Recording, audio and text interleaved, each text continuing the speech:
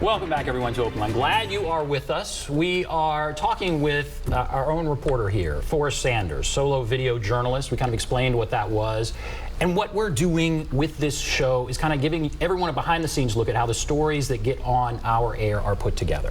You're a unique situation as a solo video journalist, but I want to just show some of your stories now. And let's set up, to the extent you want to, the first story that we are going to see. I'm telling you nothing.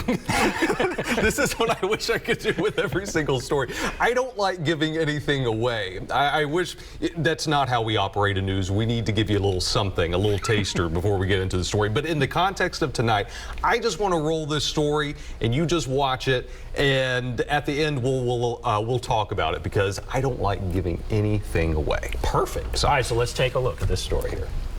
Hold on tight. 3, 2, 1, blast off! Now kick towards me. Now kick towards Daddy. This is not. You see Erica Baggett out at the park, or the many pictures around her home. You'd have no idea what she's lived through. Watch this. That crossed my mind a lot. Do people know what happened to me? I know.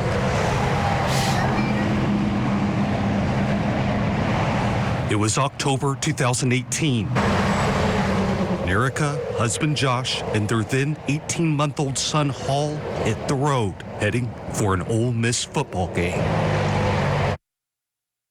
Erica doesn't remember what happened next, or the next 10 weeks at all. Her first memories are at the Shepherd Center Hospital in Atlanta. What happened in October 2018? Erica says Hall was crying in the back seat. I took off my seatbelt and I was getting from the passenger seat into the back seat to just try to comfort him. We were hit by an 18-wheeler. But I went through the car and leaned in the median. I was like gasping for air on the side of the road. Like almost like a war scene or something from a very graphic movie that, that you would go, that can't be real. They were being blunt with us, and they just said, hey, prepare to take care of your wife the rest of her life. Things you'd be lucky to see is her being able to shower by herself. And I should have known better just knowing her. Erica, you're doing good, sweetheart. Look at you. Look what you use those legs, precious. Wait, those are big steps, sister. In these long months of Erica's journey, there was always an inspiration. You never know what somebody's going through. In the span of 10 years, Janet Hazelton has been diagnosed with cancer 3 times. Janet is Erica's mom. Having faith is what has gotten me through all of this. Did not want to go get in that corner and just let it go and just die. It was like, I've got to start living. I've got to beat this. If my mom could be strong and be brave, then I can too. And that inspiration helped get Erica here. Every milestone, she just absolutely crushed it. And we're talking about someone who had just had to relearn how to walk and talk again. She had to reteach herself how to put her foot in front of the other. And Mark, we take go. Who won? Even Hall's taken part in Mom's training. But if all this is training, then training for what? I feel good. I'm nervous. But I've been training for years to do this. It's a long way to run. It's just Erica and the road and Taylor Swift. So yeah, 26 miles. I think I can. What are you going to do when Mommy crosses the line? Are you going to cheer for her? Mom Janet has no doubt Erica will make it. See her? There's Mommy. She's finishing. See her? Wait, those are big steps, sister. To see Erica finishing this marathon, you'd have no idea the journey she's taken. But that's just it. Inspirational people are all around us. Erica, oh! Wow. You did it.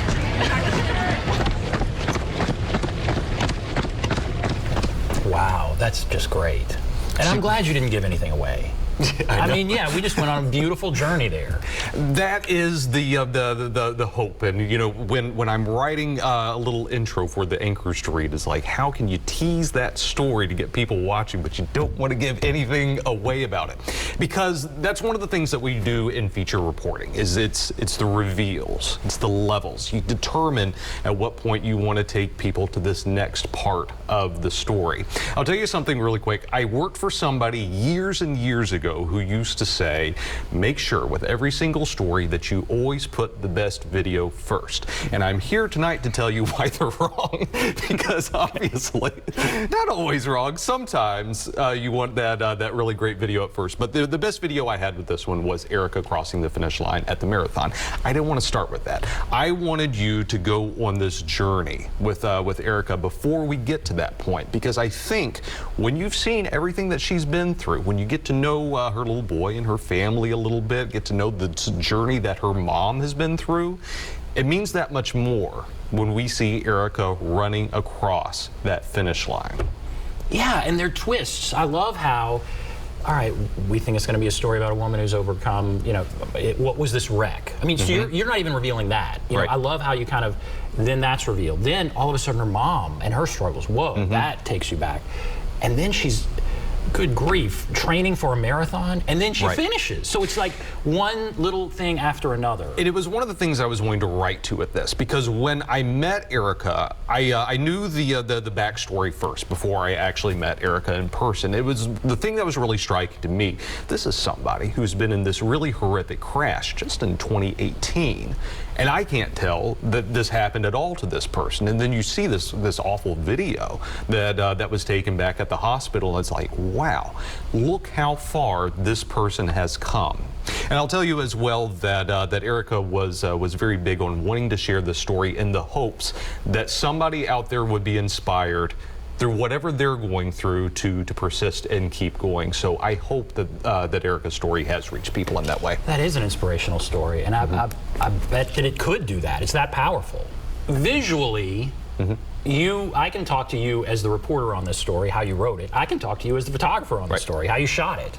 Visually, what did you want to do? What was the biggest challenge? Kind of walk us through the visual part of that.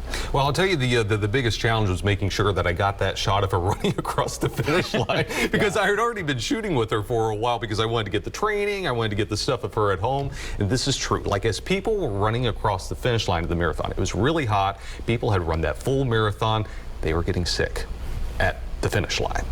Know what I mean by sick, man? Yeah. Okay. So what would as be happening to me? Yes, I know. Oh, I know. Like, I would have gotten sick long before that I had even made it to the half or any spot.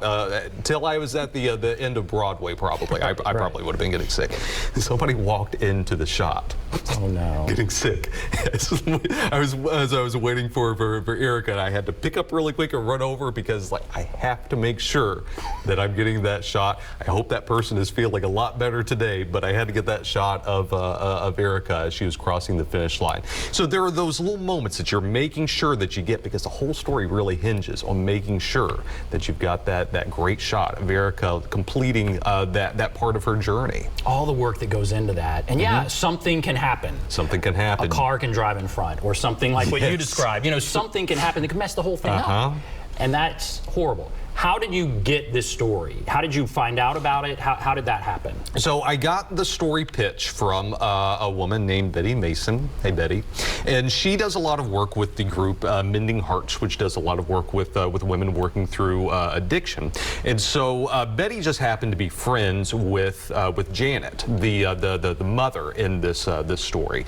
And then that kind of came about to tell me the story about Erica. It wasn't my initial thought to have Janet in this as well. I didn't know Janet had been on this cancer journey when I got hold of the story. It was just part of the interview I was doing with Erica. She makes the mention that her inspiration to get up and do these marathons was the fact that her mother had been so strong through these cancer diagnoses. And then I'm thinking, I need to get the mom in this story too.